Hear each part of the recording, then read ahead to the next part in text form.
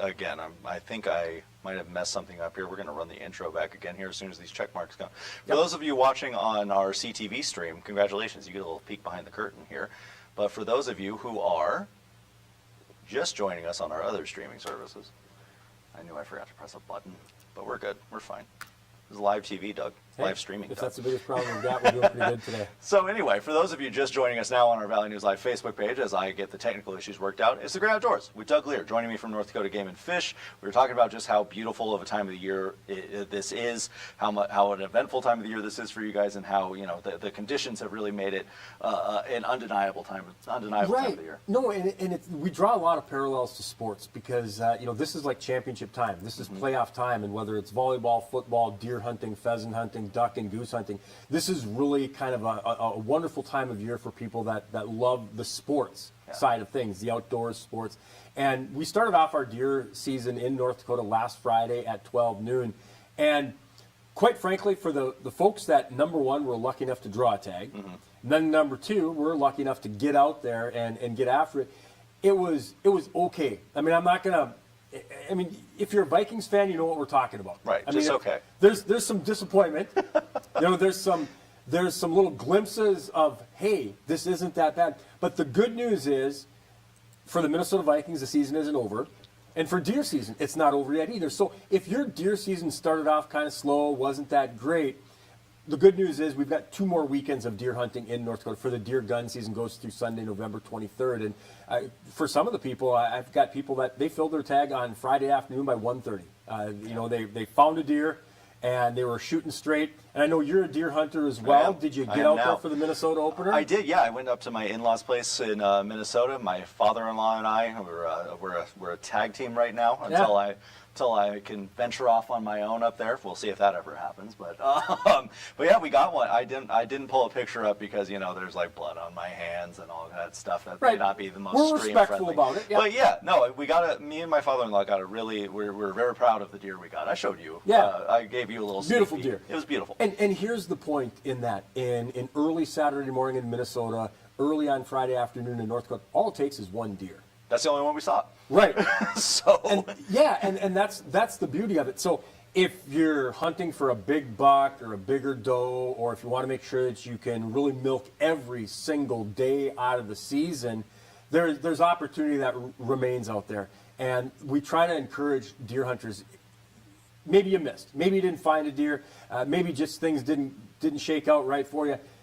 Continue, keep up, because all it takes is one deer, and it might be the last day, the last hour, and you find that deer, you squeeze the trigger, and you fill the tag, and all the other disappointments and frustrations are behind you. It's, similar to winning the game in the last seconds. You might be down and you drive the field and you score that touchdown. So we want to encourage deer hunters. I know there's some disappointment and there's some frustration out there, but all that can be changed in a matter of putting in a little more effort, a little more hard work.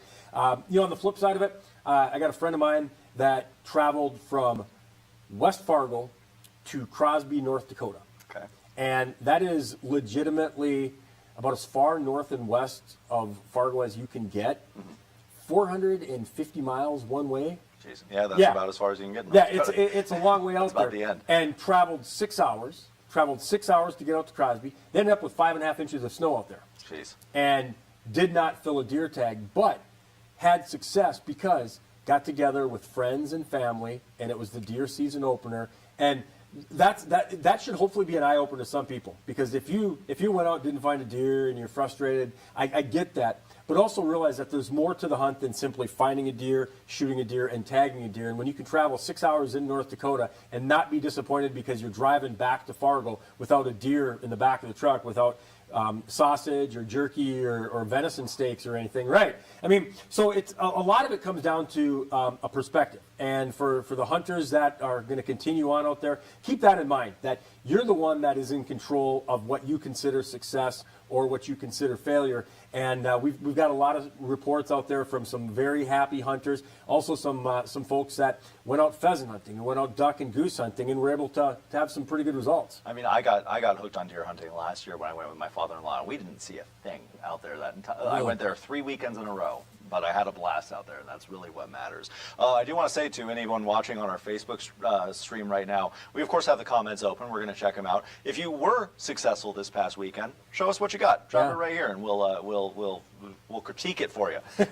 We'll tell you how well you did. We'll tell you how good you are. Exactly. We'll tell you how good you are. But no, and like you said, Doug, just kind of the opening weekend of things out here. Is Deer Rifle keeping with the sports analogy? Is this the Super Bowl of your guys' season? Yeah, absolutely. Yeah. And so we also have, after the Super Bowl, we have our muzzleloader season. So we have our own Pro Bowl. True. Yep. We have the we have Pro our own Bowl is so good for muzzleloaders. It's still a game. Yep. Just not as much. I should almost pump the brakes a little bit on that because drawing a muzzleloader tag in North Dakota is very difficult. Oh, okay. It's a real small tag allocation for that. So actually, for some people that are lucky enough to draw a muzzleloader tag, it might be on top of their Super Bowl. So yeah, it's honestly. So our hunting seasons, we definitely kind of hit that peak with deer season in North Dakota. I will say, what we've seen with the corn coming down, with the corn harvest, there should be even better field conditions for deer hunters going into this weekend. The flip side of it is just do the simple math. Mm-hmm. You guys filled a tag, shot a deer in Minnesota. Yep. People shooting deer. Every day, every hour, a tag gets filled. That's less deer out on the landscape. True. So you balance it off with, you're not going to have as much congestion. You're not going to have as much competition. You got a lot of people that filled tags opening day, opening weekend. Some people, like my friend that traveled 6 hours, they're not going to drive another 6 hours this weekend. It was kind of one and done. So you reduce some of the competition and the congestion, but at the same point, you're also reducing a little bit of that deer population. So it can become a little bit more of a challenge. But as you know, all it takes is being in the right place at the right time, placing the right shot, and it can be done in a matter of a couple hours. One thing that was on my mind, especially after we got the deer and I was, elbow deep in it, was chronic wasting disease. Mm-hmm. Something that's just kind of always on the back of your mind now. If deer hunters want to get their deer tested for chronic wasting disease, how can they go about that? Right, and that's a really good point. There's a lot of concern from a biology point of view, from a wildlife management of tracking chronic wasting disease. We also get it from hunters that they want to know, did the deer I shoot, was it infected with chronic wasting disease? So we have drop site locations in Fargo, at Fleet Farm, at the NDSU Diagnostic Lab, Grand Forks, at the Grand Forks Sheriff's Department. You can drop off a deer head. Our Jamestown Game and Fish office, our Devils Lake office, Dickinson, any place where Game and Fish has an office, you can drop off that deer. We also have a really cool option. Taking out the lymph nodes to test for chronic wasting disease isn't that difficult. Okay. So you can get a self-sample test from Game and Fish. You can request it on our Game and Fish Department website. We send you the little packet where there's a little video that you can watch along there with that, and then you can take the lymph nodes and you can send those in and get it tested. So wow. It's kind of convenient because sometimes, like, okay, do I really want to take my deer head to Fargo and drop it off, or Jamestown? And if I can just, it's a self-addressed stamped envelope. You put it in there, you mail it to Game and Fish, we send it to our lab. Takes about a month or so to get the results back, but we've seen a lot of interest in that because, number one, they want to help Game and Fish manage the deer population, find out where chronic wasting disease is or where it's not, but they also want to know, is the meat that I'm eating, is it positive for chronic wasting disease? And I'm not talking to you or talking about you. But I'm talking about people like you. We encourage people to wear plastic gloves when they're field dressing any kind of wild game. Not so much because of something inherently dangerous about it, but sometimes it's the unknown. Mm-hmm. And it's hard to do this, Devin. I'm going to be really honest with you. Is we don't want somebody, if they've got like a cut in their hand, to get blood from another animal within there. Again, there's no known real issues. Right. But do you want to be the first? Right. I don't want to be patient zero at all. Right.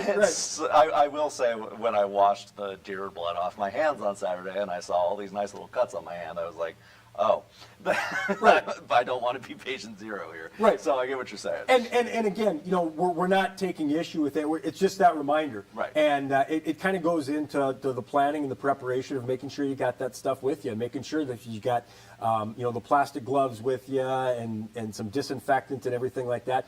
And it's just some of those things to think about prior to going out onto the hunt. Yeah. I'm doing my best, Devin. No, you're doing great. Okay. I'll tell you, the amount of hand sanitizer I put on this guy, out of control. Yeah.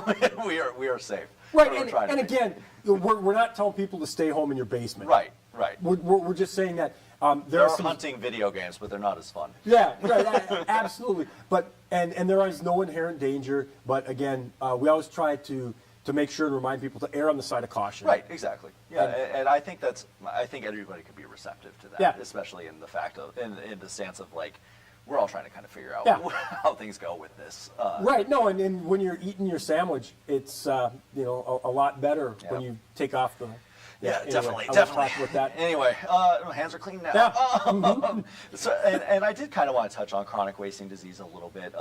Obviously, it's a well-known subject to those who are within the hunting community Right. and kind of know a lot about it. But for those that may be hearing about chronic wasting disease for the first time, can you kind of summarize that? Yeah, for so us? this is an always fatal disease, really impacting deer potentially.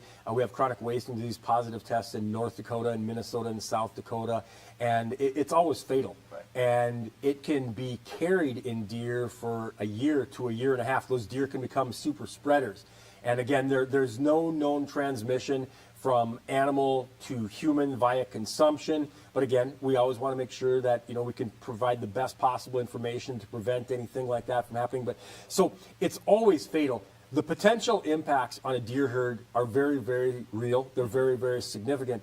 And our job as Game and Fish is to do the best we can to monitor and to find out where we have chronic wasting disease, where we don't have chronic wasting disease. And we've been doing some real intensive monitoring on this. And the fact of the matter is, without the help of hunters, our job becomes nearly impossible.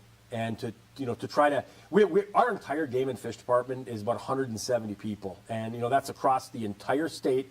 And that includes game wardens to fisheries biologists to administration. So for us to try to be able to do the most effective job, we need the help of hunters, and we've got great cooperation from hunters. We really appreciate anybody that is dropping off deer heads, anybody that's submitting those samples, because without them, our job is nearly impossible. So there's a real concern from deer management, from wildlife management. It comes down to the health of the herd, and that's what we're really concerned about. So again, chronic wasting disease is always fatal. Specifically, biggest impacts that we see right now are potentially in white-tailed deer in the upper Midwest. Gotcha. Moving on now. Speaking of things that can be dangerous, got some ice out there now. It got a little slippery on Sunday morning for sure when we were sitting out there. We got a nice little dusting of snow, but it's kind of that can obviously be pretty dangerous Yeah. for those out there. Just kind of what are some warnings that you guys are issuing? Right, and again, I think most people realize like the big waters, they don't even have ice on it, and Right. the warmer temperatures that we've had, what we've had is going to be disappearing in a hurry. The problems that hunters can run into, and you're maybe up in the lakes of Minnesota, in the woods of Minnesota, you're out by a slough in North Dakota, and you're walking to a spot or walking back, and there's a little creek or a little pond or a little slough, and you're like, well, I could walk a half mile around this, or there's a little ice on there, and I can just maybe walk across that. Maybe it's thick enough, and it's not. Right. And Never it's is. not worth the risk. You might think, oh, it's not that deep. It's kind of shallow. Who knows what lies beneath it? So little creeks, little streams, little sloughs, little ponds. Just stay off that. We'd rather have you walk that extra quarter or half mile around it than try to cross it and end up in the water. And it doesn't even have to be anything real significant. I mean, you can go up in your knees and your feet are cold and muddy.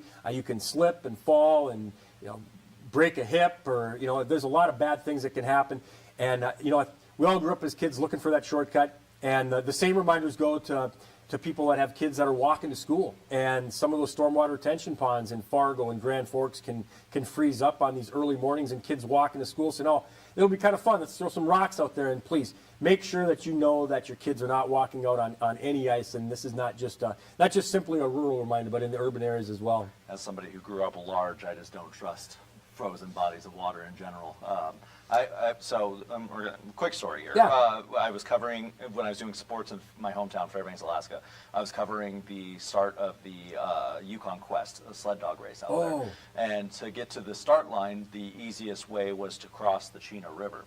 Don't know if you know a lot about the waters in Fairbanks, Alaska, but they've gotten a lot warmer recently, and the ice is a lot thinner on there. I absolutely fell through, one leg fell through, down to my knee, and thankfully, I was young and I just kind of trudged through it. But it could have been But you remember it, don't you? Oh yeah, very vividly. Me Yeah. and my friend Aaron, who was working with me at the time, we talk about it all the time. And like he was like frozen. Yep. Like it was terrifying. And so I don't mess with frozen bodies of water anymore. And quite frankly, that's one of the biggest challenges that we have is until it happens to you, you don't think it's going to happen to you. Once it does, it's too late, but you'll never forget it. No.